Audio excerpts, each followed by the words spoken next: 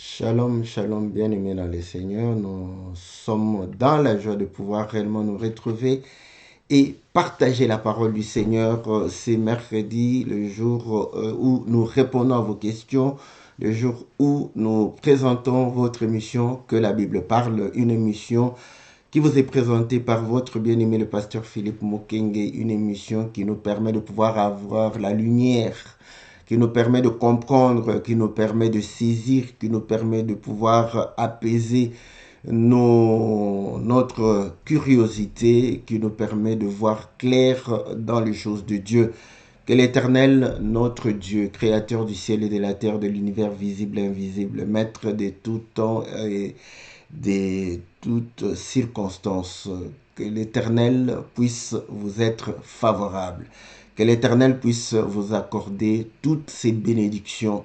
Que l'Éternel puisse élever sa main et pouvoir réellement vous donner la guérison, la délivrance, la victoire, la bénédiction et la prospérité dans le nom puissant et glorieux de notre Seigneur Jésus. Nous sommes là pour pouvoir réellement vous servir, nous sommes là pour communier, nous sommes là pour pouvoir élever le nom de notre Seigneur Jésus. Voilà pourquoi nous sommes dans la joie et nous ne cessons de pouvoir réellement élever le nom de celui qui nous a sauvés, celui qui nous a accordé la vie au travers réellement l'œuvre de la croix où il a accepté de porter nos iniquités, il a accepté de pouvoir porter nos blessures, nos maladies, il a accepté de porter réellement tout ce qui pouvait nuire à notre vie pour que nous puissions avoir réellement la santé, que nous ayons la vie, que nous ayons la lumière, que nous ayons le salut. Que Dieu vous soit favorable, que l'Éternel puisse vous bénir parce qu'il est réellement bon. Voilà, bien-aimés dans le Seigneur, salutations à tous les bien-aimés qui sont fidèles à cette émission. Nous saluons le bien-aimé Farid, le bien-aimé Ghislain, nous saluons la sœur Sylvie, nous saluons la sœur Cathy, la sœur Bia, le bien-aimé Gabin, nous saluons le bien-aimé Pichou, Peter, nous saluons le bien-aimé Jean-Didier, Jean-Marie, nous saluons le bien-aimé Ndeke, que le Seigneur vous soit très favorable. Salutations à notre sœur Wani, nous saluons la sœur Sylvie de la Réunion ainsi que son mari Bertrand. Nous saluons tous les bien-aimés de la Réunion, nous saluons le couple Henri Pierre Ouaro, que le Seigneur vous soit très favorable. Nous saluons tous les bien-aimés qui sont en Afrique, spécialement au Congo, que le Seigneur vous soit très favorable, que le Seigneur vous bénisse. Salutations à tous les frères et sœurs qui sont en Europe, que l'Éternel vous soit très très favorable.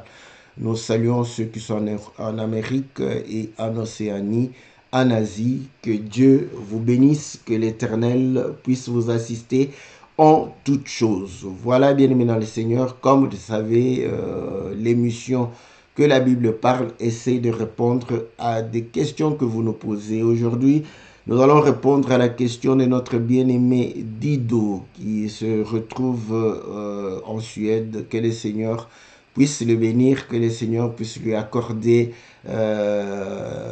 toutes les bonnes choses pour la gloire du nom de notre Seigneur Jésus.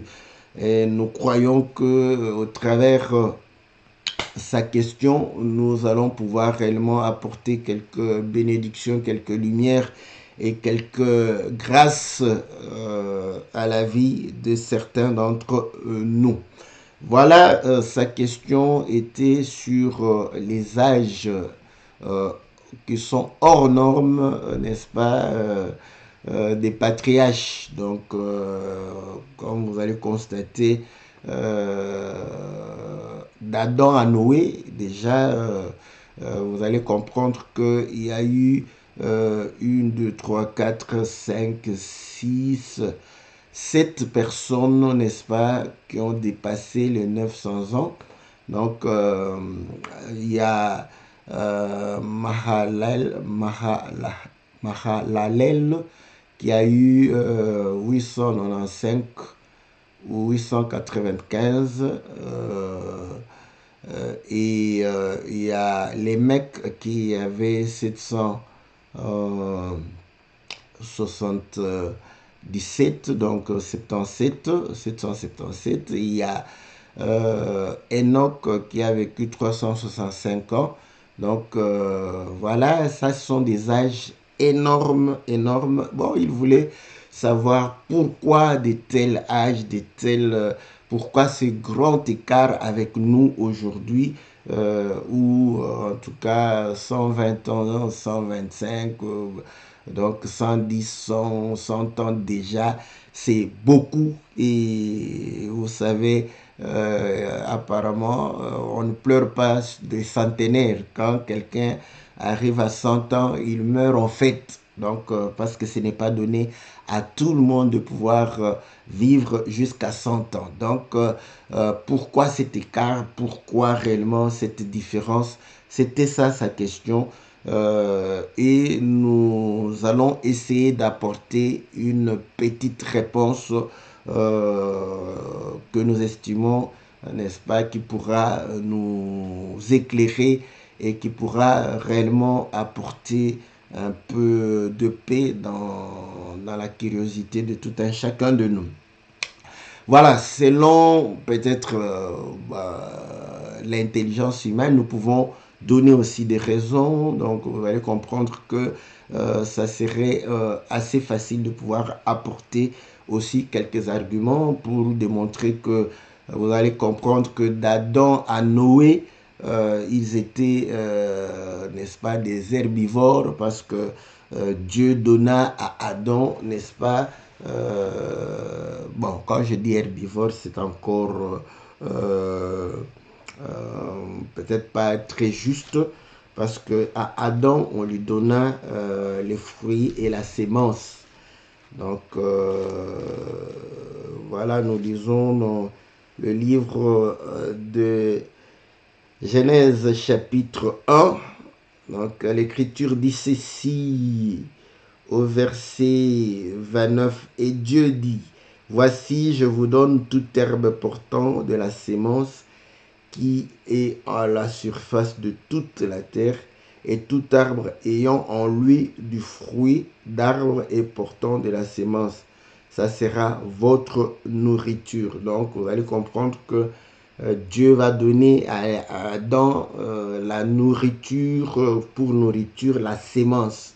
Donc, bon, c'était un végétarien, c'est plus herbivore, c'est plus l'herbe. Voilà. Donc, il mangeait les fruits.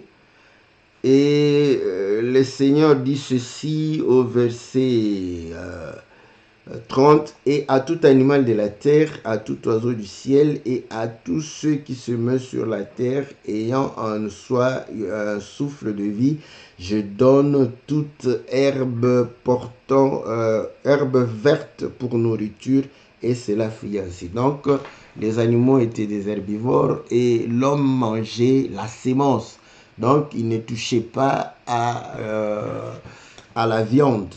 Et dans le livre de Genèse, toujours au chapitre 9, il est dit ceci au verset 2.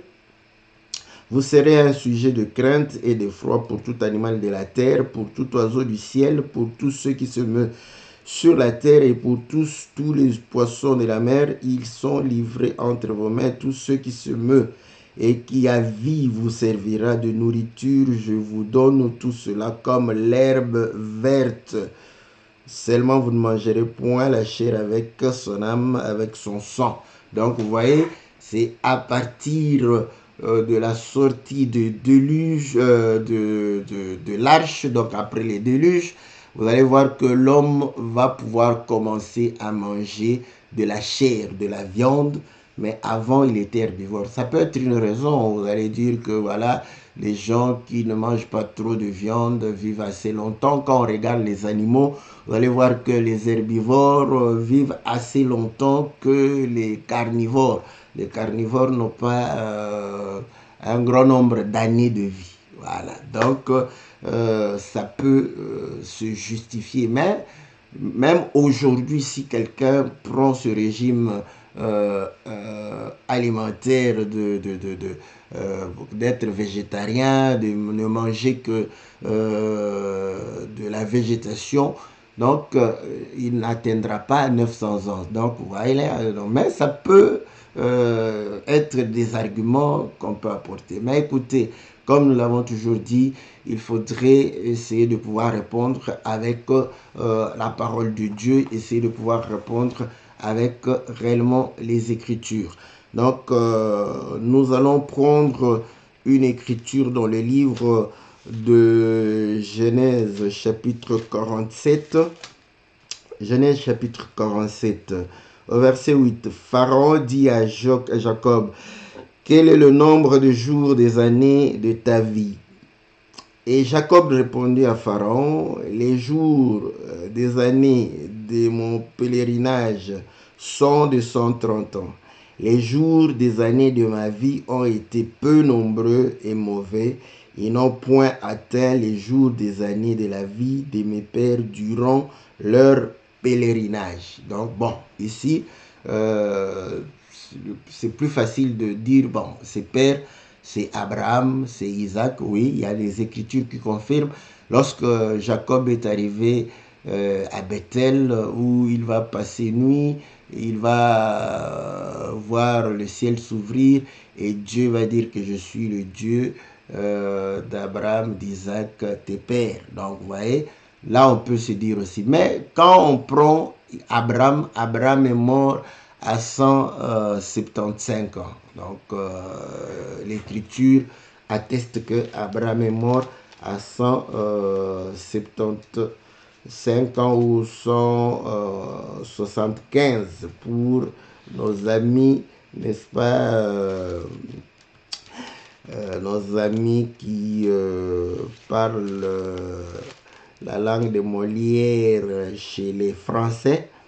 Donc, écoutez, c'est donc, je cherche l'écriture, voilà, Genèse chapitre 25, l'écriture dit ceci, au verset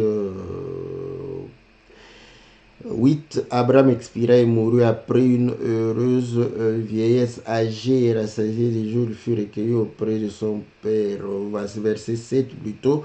Voici les jours des années de la vie d'Abraham. Il vécut 175 ans. 175 ans. Et Jacob lui-même vécut 147 ans. Donc, 147 ans, nous sommes dans le livre de Genèse, chapitre 40 combien? 47, je crois. Voilà, 47. Il est dit ceci au verset 28. Jacob vécut 17 ans dans le pays d'Égypte. Les jours des années de la vie de Jacob furent de 147 ans. Donc, si vous faites la différence, ce n'est pas une différence énorme. Donc, 175 moins 147, ça nous fait à peu près combien 30 ans, 28 ans de différence. Ce n'est pas énorme. C'est pas énorme.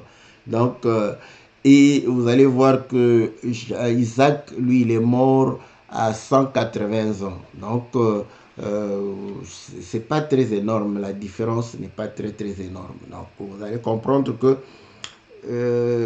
quand il dit que ces années, n'est-ce pas, sont moindres par rapport à ses pères, là je me dis, bon, je ne doute pas, hein, ici je suis en train de prendre, je me dis, si on peut comparer, nous pouvons prendre Adam. Adam est mort à 930 ans, Seth à 912 ans, Enoch à 905 ans, Kenan à 910 ans, Mahalalel c'est 895 ans, Jéred 962, Methuselah 969, les mecs 777, Noé 965, 950 ans. Donc là, c'est énorme. Là, on peut dire que, voilà, il peut dire que par rapport à ceux-là, c'est énorme. Voilà. Donc, nous comprenons que, effectivement, ceux-là ont vécu beaucoup d'années. Bon, une de raisons. Déjà, nous comprenons que Jacob reconnaît. Donc, nous aussi, nous pouvons reconnaître que nos années sont très peu nombreux par rapport à ceux qui ont vécu, n'est-ce pas, avant les déluges. Voilà. Au moins, eux, on peut certifier. Maintenant, nous prenons l'écriture dans le livre de Genèse, chapitre 6. Voilà, Genèse chapitre 6. Écoutez ce que l'Éternel dit. Nous sommes au verset 3. Alors l'Éternel dit, mon esprit ne restera pas toujours dans l'homme, car l'homme n'est que chair, et ses jours seront de 120 ans. Donc ici, je voudrais réellement qu'on puisse lire calmement. Vous voyez, le Seigneur dit que mon esprit ne restera pas toujours. Mais est-ce que, disons-nous, est-ce que son esprit était resté toujours dans l'homme?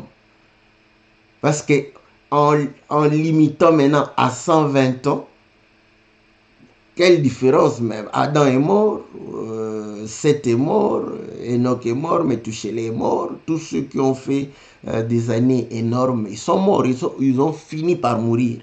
Mais maintenant, le Seigneur dit lui-même que mon esprit ne restera pas toujours. Donc, c'est là où nous disons, c'est comme si à partir de 120 ans, l'homme est privé, n'est-ce pas, de cette permanence de l'Esprit du Seigneur. Voilà. Donc là, en tout cas avec ma petite connaissance, je comprends que déjà les âges de ceux qui étaient avant le déluge, Dieu lui-même donne l'impression comme si son esprit était toujours, n'est-ce pas, dans l'homme. Voilà. Donc, en limitant à 120, donc c'est comme si il disait que son esprit ne serait pas toujours, ne va pas rester toujours. Donc là, l'esprit de l'Éternel restait toujours dans l'homme. Nous avons la pensée de l'éternité. Voilà. Donc, et voilà, aujourd'hui, quand vous faites 1000 ans, donc vous avez l'impression d'avoir vécu, n'est-ce pas, toujours. Voilà. Donc, avec cette écriture, nous voyons que, effectivement, c'est comme si le Seigneur dit que, voilà, la pensée de l'éternité. Donc, l'homme ne va pas vivre toujours. Or, là, quand nous rentrons encore dans Genèse, vous allez comprendre que quand l'homme va pécher, il va pouvoir lui dire que, il va dire, empêchons l'homme de pouvoir toucher à l'arbre de vie de manière qu'il puisse vivre éternellement. Vous voyez? Donc, qu'est-ce qui a fait que l'homme soit empêché de vivre éternellement? Ce sont des langages qui sont, je peux dire, similaires, n'est-ce pas? Je prends Genèse chapitre 3 au verset 19, c'est à la sueur, non, au verset 22, plutôt Dieu dit, voici l'homme est devenu comme l'un de nous pour la connaissance du bien et du mal, empêchons-le maintenant d'avancer sa main, de prendre de l'arbre de vie, d'en manger et de vivre éternellement. Vous voyez? Donc, ce qui va empêcher l'homme de pouvoir vivre éternellement, vous allez comprendre que c'est le péché. Et là, nous comprenons parce que l'Écriture dit, Dieu parle tantôt d'une manière ou d'une autre, Dieu parle à plusieurs reprises, à plusieurs manières. Vous allez comprendre que ici, l'homme avait quand même une certaine durée de vie assez longue. Et à cause du péché, n'est-ce pas, Dieu va pouvoir se dire que non, mon esprit ne restera pas toujours dans l'homme, n'est-ce pas, parce qu'il est tourné vers le péché. Donc on comprend que c'est l'idée de pouvoir dire que l'homme ne pourra pas vivre éternellement. Voilà, écoutez. C'est ici où je ne donne pas la prétention. Écoutez, dans cet évangile, dans l'évangile de notre Seigneur, dans la bonne nouvelle, nous ne négligeons aucun détail. Maintenant, les années de ces gens, je sais que peut-être il y a quelque chose de caché dans chaque année vécue par chaque personne. Mais en tout cas, je n'en ai aucune idée par rapport à 1, 2, 3, 4, 5, 6, en tout cas 7. Donc la plupart d'entre eux, aucune idée, aucune. Voilà, aucune idée. Mais je sais que Dieu ne peut pas donner ses âges en vain. Donc maintenant, je vais vous dire, n'est-ce pas, par rapport au nombre d'années exactement, pourquoi, par exemple, Ken a vécu 910 ans, je n'ai aucune idée. Voilà. Mais je ne dis pas que il n'y a rien de caché là-bas. Non. Bon, comme je ne suis pas docteur, je ne suis pas prophète, ça ne me préoccupe pas tellement aussi. Si je me suis intéressé, parce qu'on me pose des questions, je vais essayer de pouvoir répondre. Je réponds avec ma grâce. Je ne m'interdis pas. Je sais que les prophètes peuvent venir donner des arguments, des révélations. Ça va m'enrichir et je m'en réjouirai parce que je saurai que, effectivement, je savais qu'il y a quelque chose de caché, mais qu'est-ce qui était caché? Voilà. Si Dieu fait grâce à un prophète, voilà, à un docteur ou à un autre pasteur, je vais glorifier. Mais du moins, j'ai été déjà enseigné par rapport au nombre d'années d'Adam. Donc, vous allez comprendre une chose, que le Seigneur, tout le monde le sait, va donner l'ordre à Adam pour lui dire que tu vas manger de tous les arbres du jardin, mais à ce qui concerne l'arbre de la connaissance du bien et du mal, tu n'en mangeras point. Le jour où tu en mangeras, tu mourras. Donc, Dieu ne peut mentir et nous savons qu'il dit la vérité. Et pour cela, nous croyons que le jour où Adam a mangé, il est mort. Mais bon, on a dit qu'il est mort, c'est plus tard vraiment, où nous allons comprendre que celui qui vit dans le péché, quoi qu'il marche, quoi qu'il respire, est mort. Ah, donc nous comprenons que le jour où il avait mangé, il est mort. Mais il est mort comment? Il est mort spirituellement, c'est-à-dire son âme n'est pas en communion avec Dieu, en communion avec la vie qui est Dieu. Voilà. Voilà pourquoi le Seigneur, lorsque un de ses disciples va pouvoir lui demander d'aller enterrer son père, il va dire, laissez les morts enterrer leurs morts. Donc, pour démontrer que quand on n'a pas la vie de Christ, qu'on n'a pas la lumière, on n'a pas, n'est-ce pas, la nature de Dieu, on n'est pas en communion avec Dieu, on n'est pas dans la parole de Dieu, dans son alliance, on est mort. Bon, ok. Mais il nous a été explicitement encore dit que Dieu ne ment pas, même sur le plan physique. Adam est mort le jour où il a mangé. Et comment ils ont justifié? Ils ont dit, voilà, son âge, 930 ans, et comment 930 ans va pouvoir réellement représenter toujours le jour où il a transgressé, n'est-ce pas, la loi. Pierre va nous répondre, n'est-ce pas, dans le livre de 2 Pierre au chapitre 3.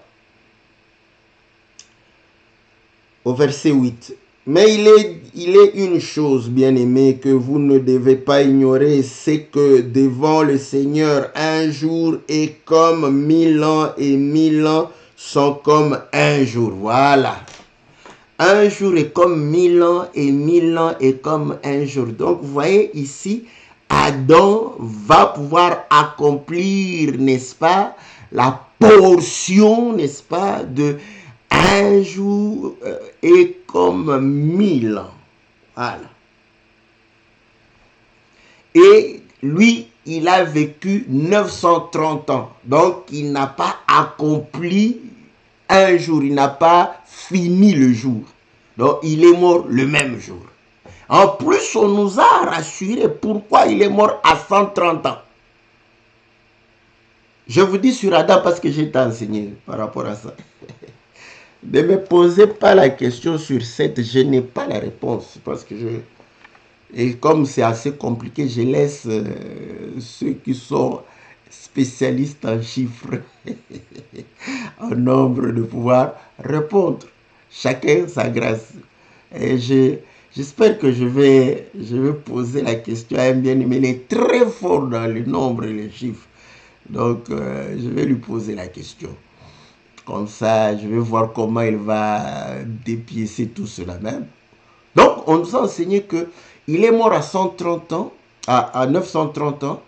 Il lui manquait 70 ans, 70 ans, pour atteindre 1000 ans. Or, on dit que 70 ans, c'est pour le roi. Voilà. Et je crois, David a vécu 70 ans. Et vous savez que le roi en Israël, c'est David. Donc, on comprend que il lui a manqué, n'est-ce pas, le règne du roi pour pouvoir atteindre 1000 ans. Bon, David parle du Seigneur. Je vous laisse, si vous voulez comprendre toutes ces choses, en tout cas, il faut suivre ces enseignements chez le prophète qui est là. C'est là où, voilà. Et là, on voit déjà, vous voyez, que ce nombre a quand même du sens. Voilà. Donc, un démontre que c'est dans le jour par rapport au Seigneur. Deuxièmement, démontre qu'il lui manque, n'est-ce pas, la vie d'un roi. Donc, et le roi, c'est le Seigneur. Donc, vous allez comprendre que la vie de notre Seigneur Jésus va nous permettre de pouvoir accomplir 1000 ans. Voilà pourquoi vous allez comprendre qu'il y aura le règne de 1000 ans. Celui qui vit avec le Seigneur participera au règne de 1000 ans. Voilà pourquoi dans Apocalypse chapitre, je crois, 20, vous allez comprendre qu'avant le règne de 1000 ans, ceux qui avaient marché avec le Seigneur, qui n'ont point trahi la parole, ils ont accepté de pouvoir mourir, vont ressusciter pour régner avec le Seigneur pendant 1000 ans. Allez. Maintenant, j'ai été encore enseigné par mon pasteur Blanchard. Lui, il va pouvoir démontrer que non, la vie d'Adam a été divisée en deux. Et la vie de tous ces gens-là a toujours été divisée en deux. On dit que à l'âge de tel, voilà, il va pouvoir engendrer et vivre tel nombre d'années après la naissance. Je prends seulement pour Adam parce que c'est là où j'ai la réponse. Je donne aussi, n'est-ce pas, la réponse par rapport à cela.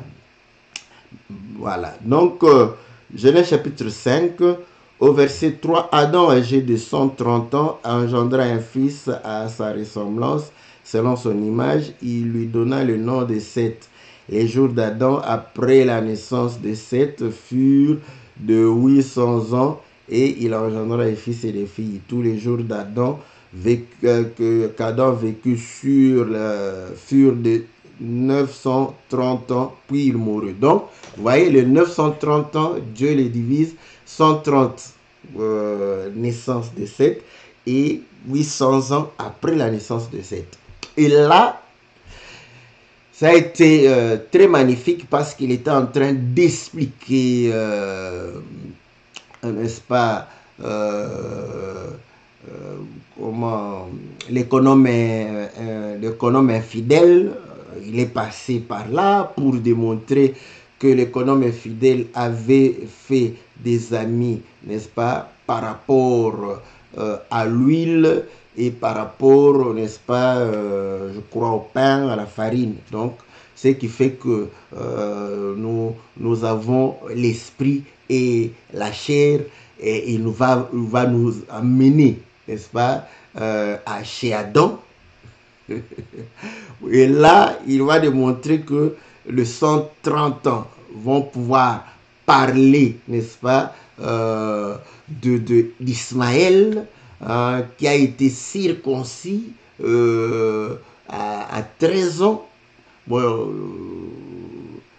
vous savez comment on peut arriver à 13 ans, en 130 on peut arriver à 13 ans. Et 800 ans, n'est-ce pas, pour parler d'Isaac qui fut circoncis le 8e jour. Donc, c'était fabuleux. Et des deux, vous allez comprendre que vous faites l'addition, c'est Adam. Donc, vous allez comprendre d'Adam est sorti Abraham, n'est-ce pas?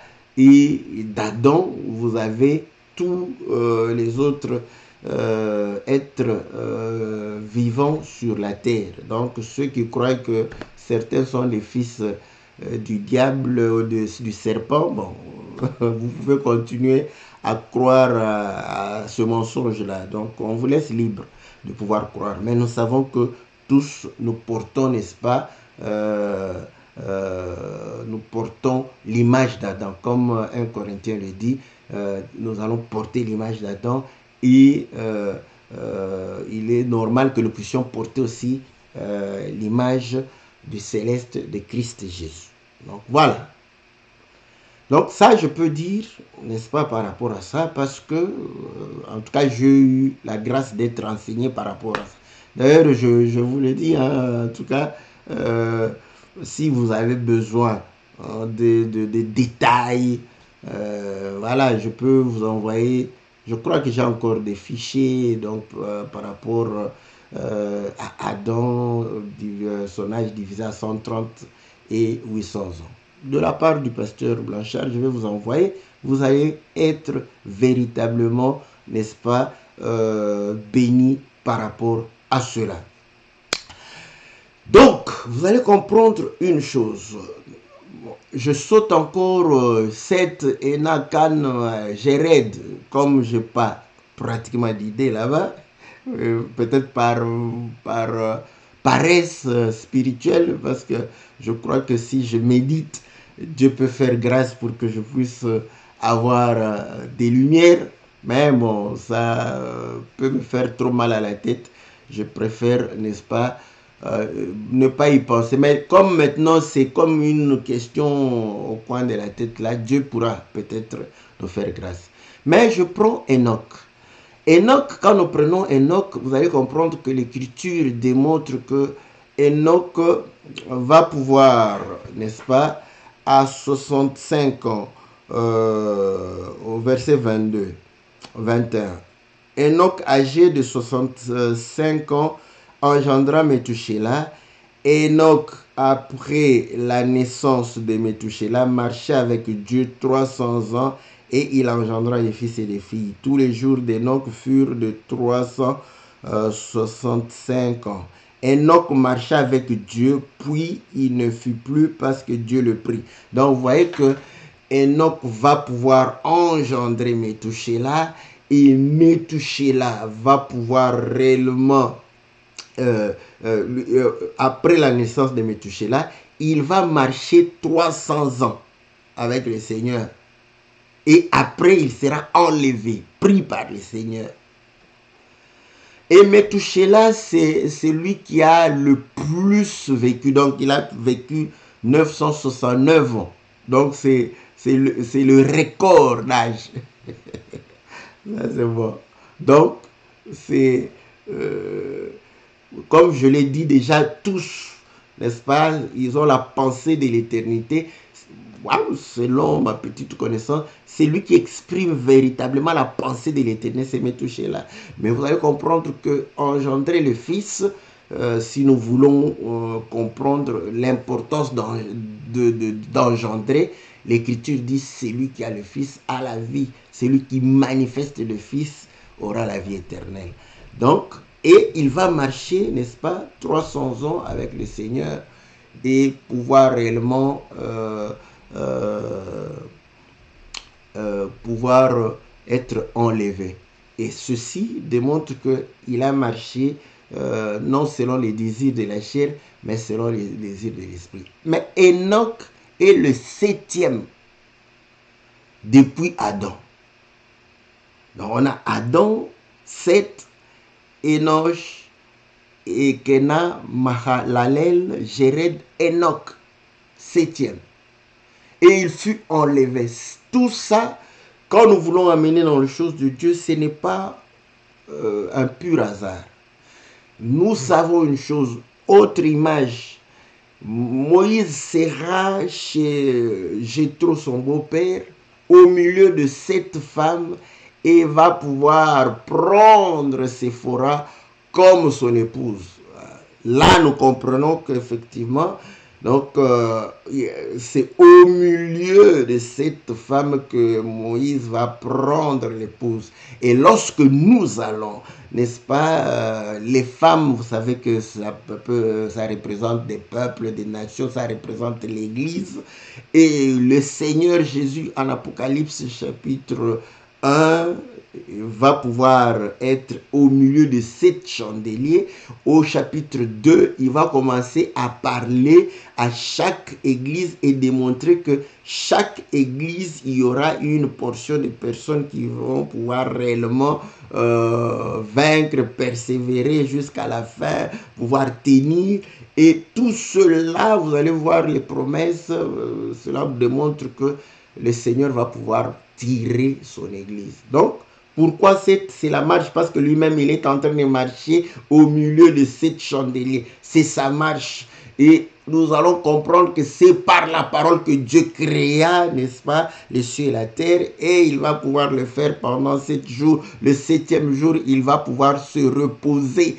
Or, vous savez aussi que lorsque l'église est enlevée, l'église va auprès du Seigneur pour aller au repos.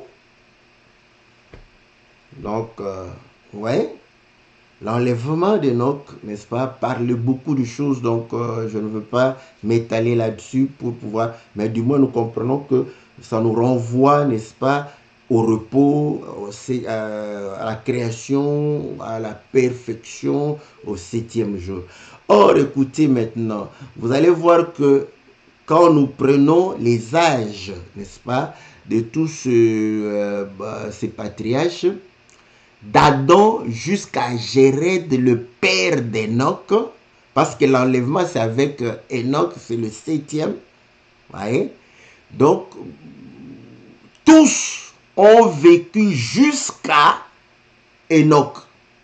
Parce que Adam a vécu 800 ans après la naissance de Seth. Vous allez comprendre que donc Seth a engendré à 105 ans. Vous ajoutez plus 90 ans. Vous ajoutez parce que Enoch a engendré à 90 ans, Kena à 70, Mahalalel à 65, Jéred à 162. Donc, si vous faites 105 plus 90 plus 90 plus 70 plus 65, mais les Français veulent nous coloniser, je vais dire comme les Belges. Voilà, plus 162, donc plus même 65, vous allez voir que ça ne va pas dépasser 800 ans. Or, chacun d'eux va vivre, n'est-ce pas, au moins 800 ans après la naissance de fils. Adam a vécu 800 ans après son fils, Seth a vécu 807 après son fils, Enoch a vécu 815 après son fils, Kenan 840 après son fils, Mahalalel 830 après son fils, Jéred 800 après son fils. Donc, vous allez comprendre que tous sont arrivés au jour, n'est-ce pas, d'Enoch. Donc, pour comprendre que c'est la marche de Dieu, voilà, c'est la marche de Dieu, comme le Seigneur commence sa marche le premier jour, il est en train d'amener, n'est-ce pas, sa postérité à la perfection. C'est aussi ça le langage que... Bon, là, vous voyez, n'est-ce pas, au moins l'intérêt des âges, de manière générale, voilà, de chacun. Chacun a vu le 7e jour. Donc, vous allez comprendre que le premier jour, Dieu dit que la lumière soit.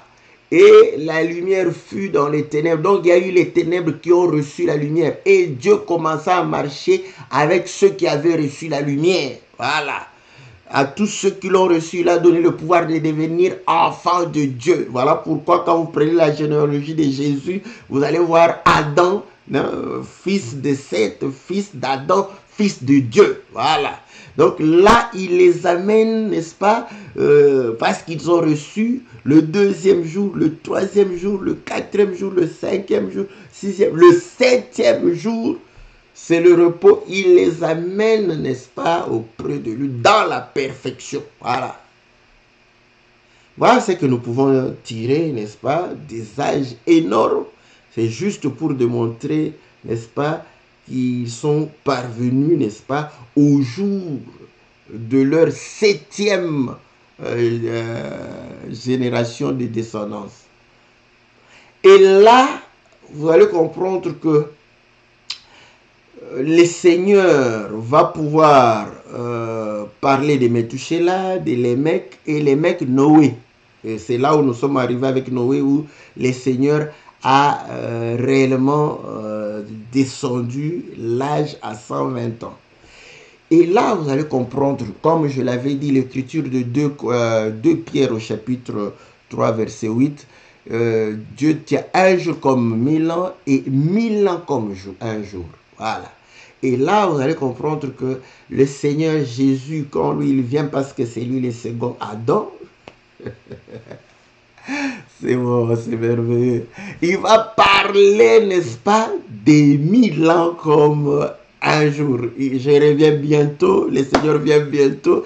Ça fait 1000 ans, 2000 ans.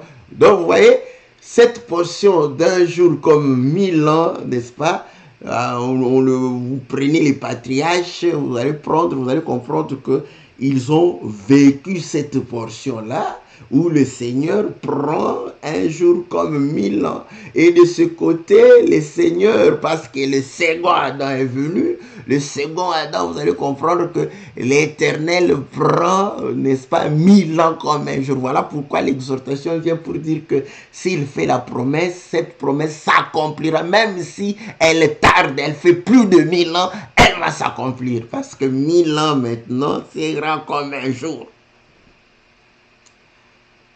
Donc, voilà, n'est-ce pas? Là, les jours des hommes sont raccourcis, n'est-ce pas? Et le Seigneur est en train de montrer que, voilà, celui qui veut vivre longtemps, avoir une longue vie, doit réellement recevoir le Seigneur et marcher avec le Seigneur. Voilà, n'est-ce pas? Selon ma petite connaissance, ma petite contribution, n'est-ce pas, ce que je peux dire par rapport, n'est-ce pas, à ces années extrêmement énormes, n'est-ce pas. Donc, et là, vous allez comprendre que Métouchéla a vécu jusqu'à l'année du déluge, n'est-ce pas. Voilà. Les mecs est mort avant 5 ans avant les déluges, parce que les déluges s'est fait à la 600e année de Noé, n'est-ce pas. Donc les déluges, n'est-ce pas, a dû réellement se faire. Donc là, Métouchéla, est arrivé à 7 jours là, bon, voilà. Vous voyez qu'il y a toujours de l'importance. Mais bon, chacun, n'est-ce pas moi, j'ai la grâce que vous me posez les questions. Hein.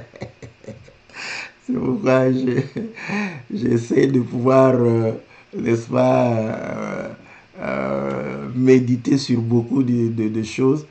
C'est là où nous disons que poser-nous des questions, ça nous enrichit, ça nous instruit, ça nous permet de pouvoir grandir, n'est-ce pas?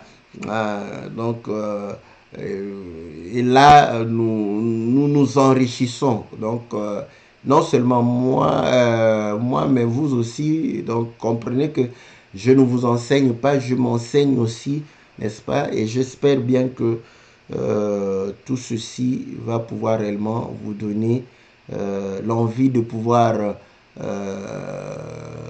vous attacher au Seigneur.